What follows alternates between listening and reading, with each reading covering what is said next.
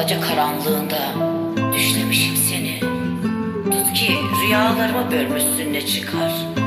Ne çıkar gündüzlerin selamsız aşkına? Geceleri kefen bitsen bir anlık hırsla, her şeyi yıkıp geçsen ne çıkar?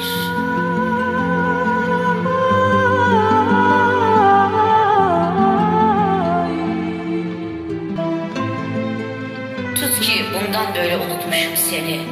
Tut ki artık çalan parçalarda ismin geçmesin. Tut ki yazılan şiirler seni anmasın. Varsın ellerde unuttu desin.